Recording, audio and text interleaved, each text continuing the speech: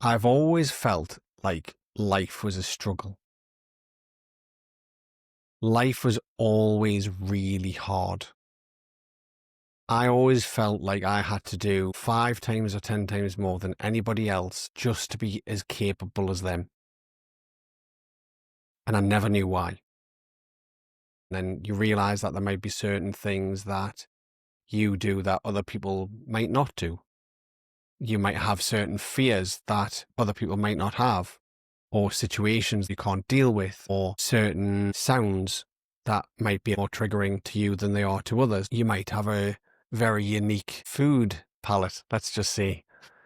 5 years ago, my daughter was diagnosed autism.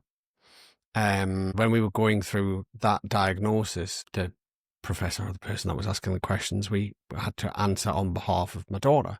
And every answer that I gave, I pretty much just giggled.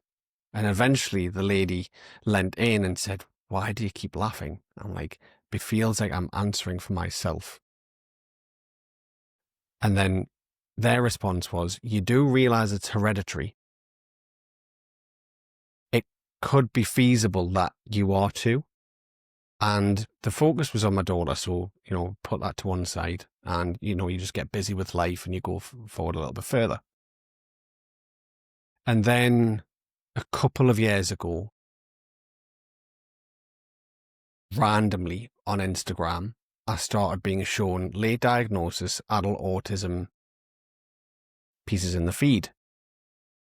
But it was very odd, given we'd had no conversations at home. I'd never even raised it as a thing, yet it started to show up. It was really bizarre. But a lot of the things that I was saying, I'm like, yep, I feel seen. I feel seen. Yep, that's me. I feel seen.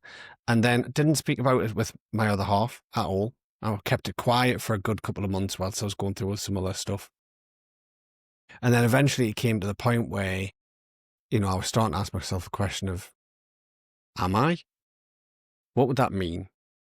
And then going through a little bit more. And then we just agreed that, or we talked about, I would potentially go for a diagnosis. I had a lot of conflict about that. I had a lot of conflict because I was worried that I wouldn't get any support on the other side. What does it really mean to get a diagnosis? Do I actually need a diagnosis? Am I trying to do it just so people would believe that I am? But what does that even mean? And because who cares, right? Like literally, apart from me, who cares? You're still Gavin. I'm still me. Yeah. And there was a time where, you get into the depths of masking. Yeah. And acting like somebody else or someone else. And it might not be I'm trying to mask like a friend, but I'm putting on a persona for me to be able to behave or exist in the world around me. And it was a very conflicted time personally, but I thought, right, I need to take the mask off. And I realized that I'm literally taking a mask off in the way that I'm presenting my hand. But I did take the mask off and then thought, but now I'm unmasked. What does that mean? And I'm not kidding, Danny. Within 24 to 48 hours, I was a total mess. Really? Yeah. Total mess. Because it was almost like becoming the most vulnerable version of me. Because I didn't know. In fact, I got so scared. I'm like, I need to put the mask back on. And then you get into this weird, like, psychological confliction of like, but I don't know where the mask's gone and I don't know what I actually am and I don't know how to put the mask back on so the world's okay again. Yeah.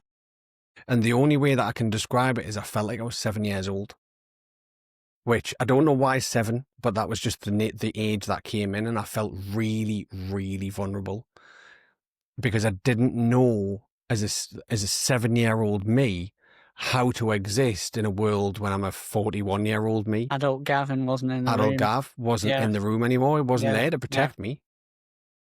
So that was a hard time, and that probably lasted for about 2 or 3 months. And I wasn't even through the diagnosis process back at that point because it was like a 6-month waiting period.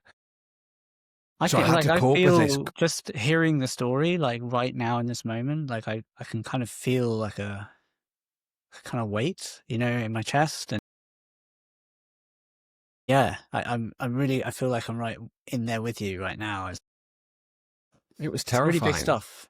Yeah, it And was terrifying. important as well, but terrifying. Yeah. Yeah. And I think the best thing that somebody said to me around that time, because they'd asked the question, like, so what? What if your diagnosis comes back and confirms that you're autistic? And I went, I don't know. And then they turned around and said, you are your autism and your autism is you. That's what makes you you. And that one phrase, I was just like, whoa, like, that's deep. Even though it's not, but it was deep to me at the time. I'm like, whoa, what does that mean? Like, that means that I can just be me because I am me. And then I went through the diagnosis, which was an experience in itself. And I don't want to give it away for anybody that's going to do it, but I'll say it'll be the best thing that you've ever done because of the various different things that you've got to go through. Out the other side of that, that was the fastest learning curve about my autism and me, because there's certain things that I realized I do in a certain way, or environments that I'm not particularly like, but I know now how I can operate as real me, autistic me, in those environments. So you can be authentic. Oh, Danny, it's the best thing that's ever happened.